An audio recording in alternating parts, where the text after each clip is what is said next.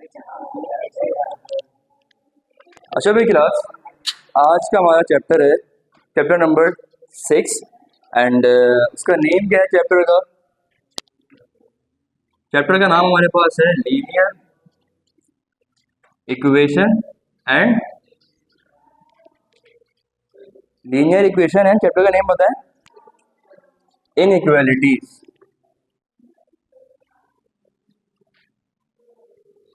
तो भाई first of all अगर हम चैप्टर के नेम पे थोड़ी सा नजर डालें तो हमारे पास तीन डिफरेंट चीजें हैं। पहले हमारे पास क्या है, लीनियर इक्वेशन एंड इनइक्वालिटीज। तो first of all we should know what is linear, what is mean by linear and what is mean by equation and what is mean by inequality. तो भाई इक्वेशन तो I think सबको पता ही होगा। Equation का मतलब क्या होता है कि अगर हम दो अलजेब्रिक एक्सप्रेशन को अच्छा, अलजेब्रिक एक्सप्रेशन का मतलब क्या होगा, व्हाट इज अलजेब्रिक एक्सप्रेशन। बात भाई मेरे पास अगर एक नंबर लिखा हुआ है, लेट सपोज 4x + 3। पहले सुन लो फिर कॉपी कर लेना, कोई मसला नहीं है। बोर्ड पे लिखा हुआ है तो वीडियो भी रिकॉर्ड हो रही है, घर पे आके भी लिख सकते हो, कोई मसला नहीं है। 4x + 3। अब ये मेरे पास क्या है,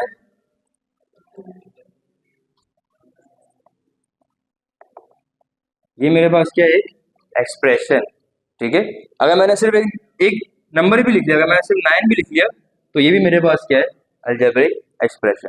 अब अगर मैं दो अलजेब्रिक एक्सप्रेशन को, ठीक है, मान लो भाई ये मेरे पास पहली हो गई अलजेब्रिक एक्सप्रेशन और ये मान लो मेरे पास दूसरी हो गई। ठीक है, इन दोनों को मैं अगर इक्वल टू के रिलेशनशिप में ले लूँ कि भाई ये वाली साइड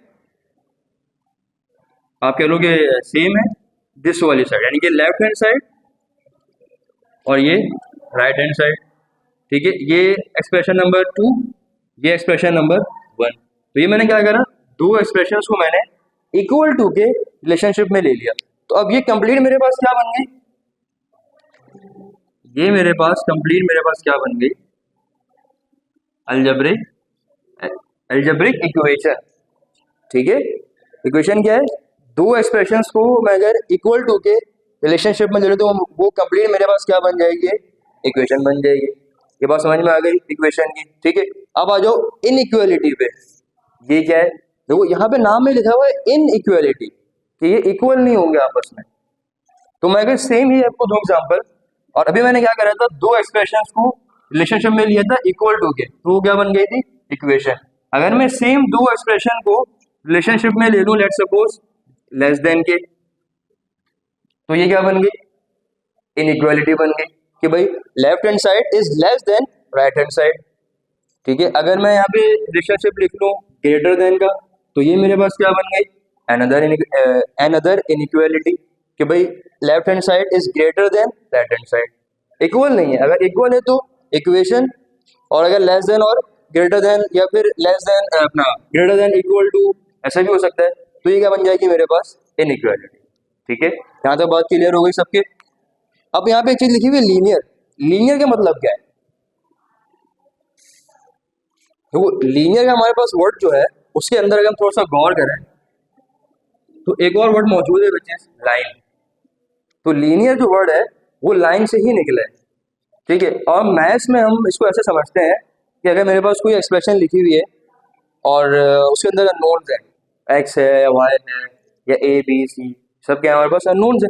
तो अगर अननोन की पावर मैक्सिमम 1 हो, जैसे अगर यहाँ पे देखें अननोन क्या है, एक्स, और एक्स की यहाँ पे एक्सपोनेंट क्या है, एक्स का 1।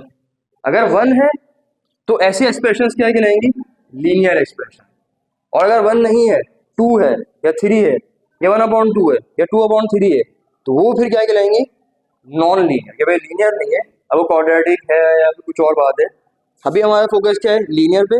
तो वो एक्सप्रेशंस जिसमें नॉन की मैक्सिमम पावर 1 हो, वो एक्सप्रेशंस क्या कहलाती है, लीनियर एक्सप्रेशन।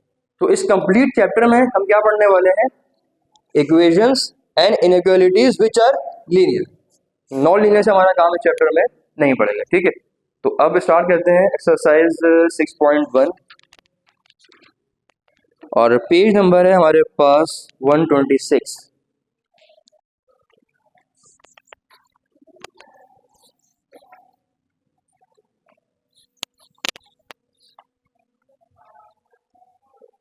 अच्छा भाई, क्वेश्चन नंबर 1 कह रहा है, क्वेश्चन नंबर 1 कह रहा है कि भाई सॉल्व द फॉलोइंग। सही है भाई। अच्छा, यहाँ पे क्या लिखा हुआ है, वर्ड सॉल्व। अगर कहीं पर भी आपके पास सॉल्व का वर्ड लिखा हुआ हो किसी भी क्वेश्चन में, अगर आपके पास सॉल्व का वर्ड लिखा हुआ हो, तो आपने क्या करना है, आपने अननोन्स की, सुन लो भाई क्लास, आपने अननोन्स की जो है वैल्यू फाइंड करनी है। अब यहाँ पे मैं पार्ट 1 लिखता हूँ, और पार्ट 1 मेरे पास क्या कह रहा है, 1/4x इक्वल्स 5। ठीक है, इबाद एंड बासित, पार्ट 1 मेरे पास क्या कह रहा है, 1/4x इक्वल्स 5, यानी कि मुझे यहाँ पे क्या करना है, x की वैल्यू फाइंड करनी है, क्योंकि इस क्वेश्चन में अननोन मेरे पास क्या है, अननोन x है। ठीक है भाई, तो बहुत ही सिंपल सा क्वेश्चन है हमारे पास ये। ठीक है, सबसे पहले क्या अगर हमने क्वेश्चन को एज इट इज कॉपी कर लिया, 1/4x इक्वल्स 5। ठीक है, अब मुझे वैल्यू फाइंड करनी है x की, और x के साथ अगर हम देखें तो 4 यहाँ पे कैसा हो रहा है, मतलब डिवाइड में 4। ठीक है, तो 4 को हम भेज देंगे लेफ्ट हैंड साइड से राइट हैंड साइड पे, और यहाँ पे आके क्या हो जाएगा, सिंपली मल्टीप्लाई हो जाएगा, यानी कि 5 multiply by 4 equals 20। The easiest question of this exercise, x equals 20। ठीक है,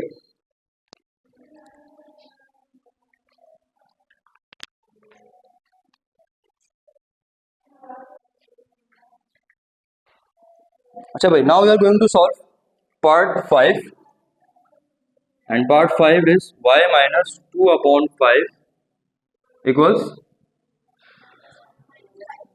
माइनस 1/3। बुक दिखाया मुझे, -1/3 है। देखो देखो सही करो। अच्छा भाई, हमें क्या करना है, अननोन की वैल्यू फाइंड करनी है। अननोन यहाँ पे क्या है हमारे पास, y, y के साथ 2/5 माइनस हो रहा है, सिंपल सवाल है, माइनस हो रहा है, राइट हैंड साइड पे आके क्या हो जाएगा, प्लस हो जाएगा। ठीक है, y इक्वल्स -1/3 प्लस 2/5। अब यहाँ पर भी मेरे पास एक फ्रैक्शन है 1/3, और ये भी मेरे पास सेकंड फ्रैक्शन है 2/5। जब हम फ्रैक्शन को ऐड या सब्ट्रैक्ट करते हैं तो ये रूल है हमारे पास, क्योंकि डिनोमिनेटर्स जो है वो सेम होने चाहिए। बट यहाँ पे एक क्या है 3 और एक क्या है 5, तो सेम कैसे करें डिनोमिनेटर्स, तो सेम करने के लिए हमारे पास दो मेथड्स है ना। पहला मेथड क्या है, तो हम दोनों का एलसीएम ले लें 3 और 5 का, और दूसरा मेथड क्या है कि हम क्रॉस मल्टीप्लाई कर लें। ये दो ही मेथड है डिनोमिनेटर्स को सेम करने के लिए। ठीक है, तो अगर आपके पास वैल्यू छोटी हो ना, जैसे 2 या 4, जैसे यहाँ पे 5 और 3, तो आप सिंपली क्या करें, इसको आपस में जो है आप क्रॉस मल्टीप्लाई कर लें। ठीक है, यानी कि 5 यहाँ मल्टीप्लाई हो गया, ये हो गया 5 मल्टीप्लाई बाय 1 5, और 3 उसे मल्टीप्लाई हो गया, तो 3 2 6, और अपॉन में क्या होगा, ये दोनों आपस में मल्टीप्लाई हो जाएंगे, यानी कि 3 मल्टीप्लाई बाय 5 इक्वल्स 15। ठीक है भाई, अब आप क्या करें, सिंपली न्यूमरेटर्स को सॉल्व कर लें, -5 + 6 या 6 - 5 1, एंड अपॉन में क्या आ गया 50। तो ये मेरे पास y की वैल्यू आ गई 1/15।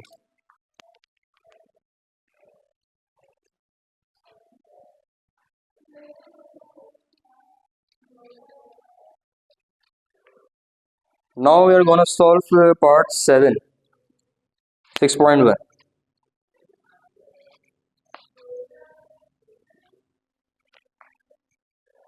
2x minus 4/5 equals 5x minus 12 and divided by 4. अच्छा भाई, अब यहाँ देख लो भाई, पहले फिर कॉपी कर लेना, कोई मसला नहीं है। अब यहाँ पर हमारे पास क्वेश्चन नंबर 1 में पार्ट 5 तक अननोन हमारे पास सिर्फ एक साइड पे ही थे, या तो लाइट अपना लेफ्ट हैंड साइड पे थे या हमारे पास राइट हैंड साइड पे थे।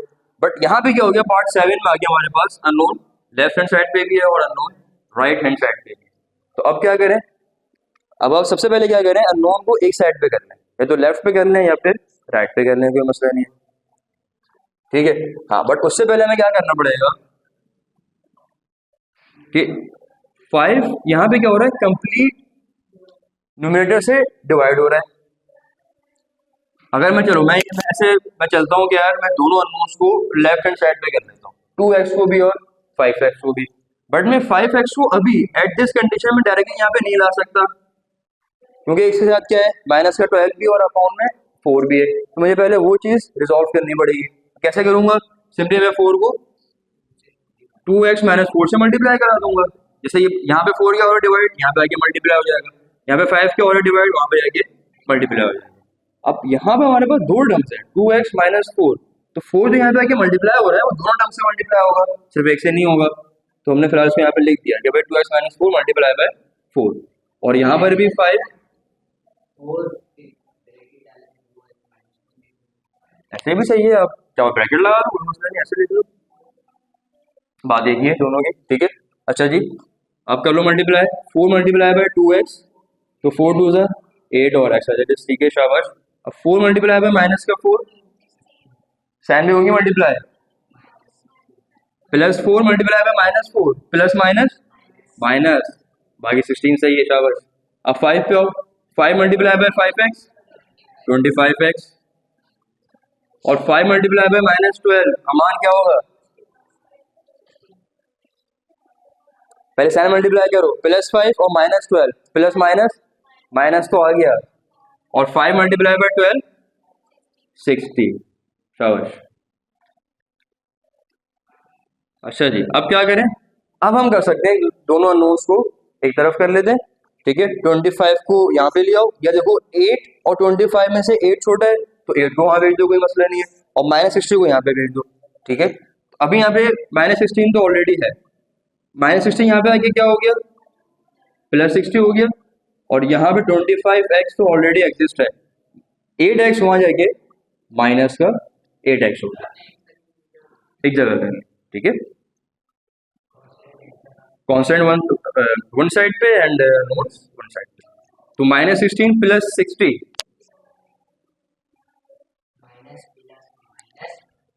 हाँ माइनस प्लस माइनस करना तो माइनस है, 16 में से 16 गए, 44 बचे, और साइन बड़े नंबर ही आएगी, बड़ा नंबर 60 है तो साइन प्लस की ही आएगी, 44 साइन प्लस की आएगी, लिखते नहीं है, मैंने शो कर दिया भाई प्लस की ही आएगी, कंफर्म है। और 25x माइनस 8x, तो 25 माइनस 8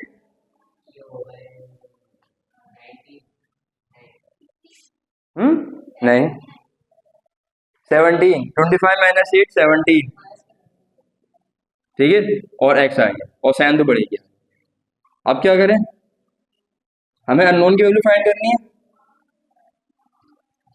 17 क्या हो रहा है अननोन के साथ, मल्टीप्लाई हो रहा है, इधर आगे डिवाइड हो गया, 44 अपॉन 17, ठीक है। तो x मेरे पास क्या आ गया, 44 अपॉन 70। अगर ये आपस में हो रहा तो कैंसिल, तो हम इसको यहीं पर कैंसिल कर देते, बट हम डिवाइड करके वो उधर डेसिमल तक नहीं जा रहे, हम फ्रैक्शन में ही आंसर को ड्रॉप कर देंगे। ये मेरे पास अननोन की वैल्यू आ गई, x इक्वल्स 44 अपॉन 70।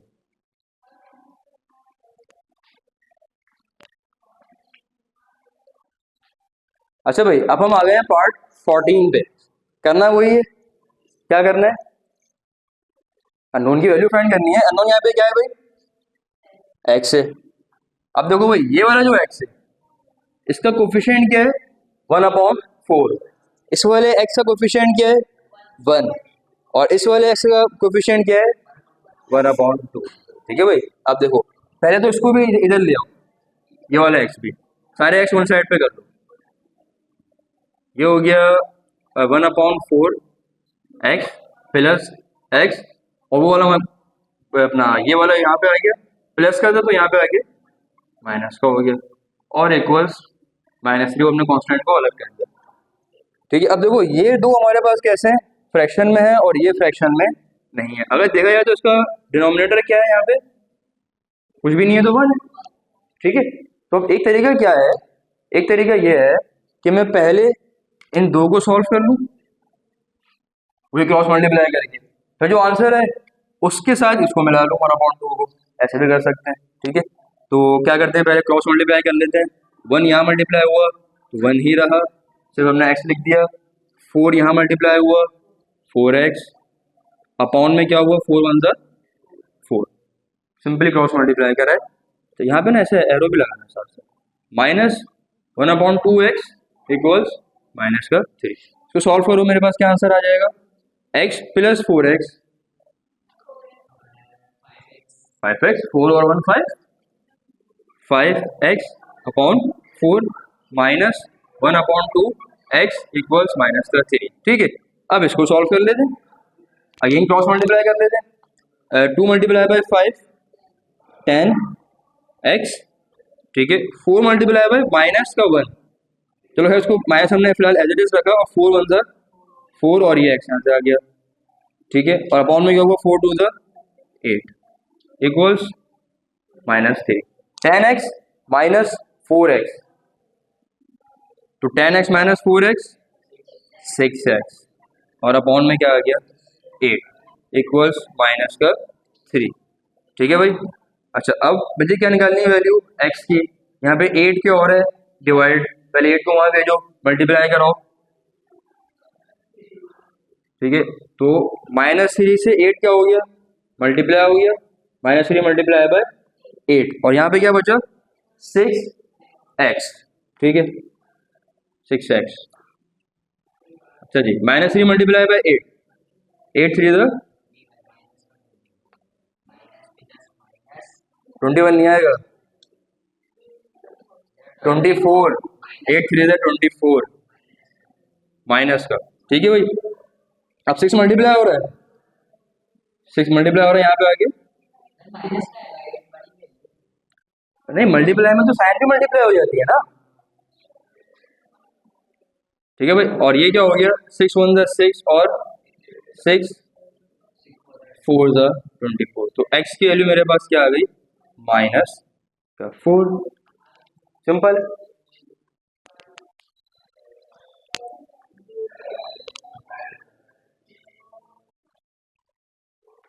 अच्छा भाई क्लास, अब हमारे पास क्या आ गया है, वर्ड्स की प्रॉब्लम आ गई है। इससे पहले क्या थी, नंबर्स प्रॉब्लम थी, अब क्या आ गई है, वर्ड्स प्रॉब्लम आ गई है।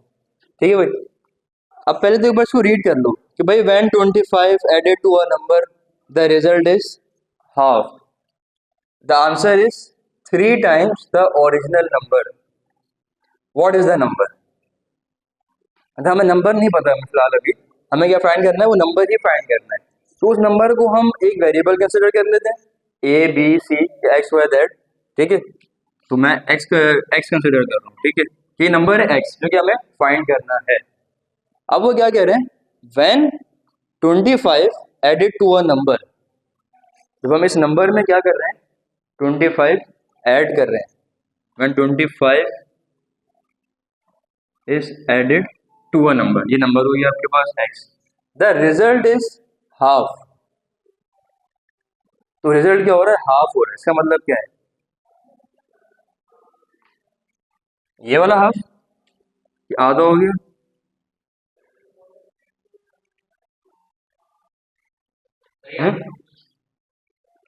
भाई क्या कह रहे हैं, when 25 is added to a number, ये नंबर है जो कि हमें नहीं पता, इसमें हमने क्या करा 25 ऐड करा। जब 25 हमने इसमें ऐड करा, the result is half, result क्या हो गया, हाफ हो गया, आधा हो गया, यानी कि अपॉन 2 हो गया। अपॉन 2 भी लिख सकते हैं, या मल्टीप्लाई बाय 1/2। ये किसका, इसका मतलब क्या है कि हाफ हो जाना अपॉन 2। ठीक है, खैर मैंने क्या लिख दिया, इस तरह अपना डिवाइड बाय 2 लिख दिया। और आगे क्या कह रहे हैं, the answer is 3 times the original number. जो हमारे पास ओरिजिनल नंबर जो था उसका 3 टाइम्स आंसर आ रहा है, यानी कि आंसर जो मेरे पास आ रहा है वो क्या आ रहा है 3 टाइम्स द ओरिजिनल नंबर, यानी कि 3 × x। 3 टाइम्स का मतलब क्या है कि 3 × x, मैं बोलूँ भाई 2 टाइम्स वाई, यानी कि 2 multiply by Y, 2 times 3, 2 multiply by 3 6। तो टाइम्स का मतलब क्या है? मल्टीप्लाई। मैं लिख देता हूँ, सही है भाई। तो ये मेरे पास क्या बन गई? इक्वेशन बन गई। और मुझे सिंपली क्या करना है? वो नंबर फाइंड करना है। वो नंबर मेरे पास क्या है? वो नंबर मेरे पास है एक्स। ठीक है भाई, पहले 2 यहाँ पे डिवाइड हुआ, पहले 2 को वहाँ पे से मल्टीप्लाई करा देते हैं। 25 plus x equals 3x multiply by 2। सुनते हो भाई? पहले फिर कॉपी कर लेना। 25 plus x, 3x multiply by 2, 2 3 ज़ा 6, और x as it is. x को वन साइड पे कर लेते हैं, इस वाले x को मैंने यहाँ भेज दिया। ये मेरे पास क्या हो गया? 6x minus x. यहाँ प्लस था, वहाँ पे जाके सिंपली माइनस हो गया। 6x minus x 5x। ठीक है भाई, तो हमें x फाइंड करना है। 5 मल्टीप्लाई हो रहा है, लेफ्ट साइड पे आके डिवाइड हो गया। ठीक है, तो 5 वन ज़ा 5 और 5 5 ज़ा 25। तो मेरे पास x की वैल्यू क्या आ गई? 5। कहेंगे वो जो नंबर है मेरे पास वो क्या है? वो है 5। सही है भाई। तो इसका पार्ट 3 भी जो है ना पहले कर लेते हैं, फिर आप लोग कॉपी कर लेना।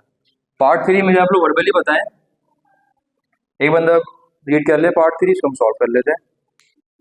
करो करो, कर लो।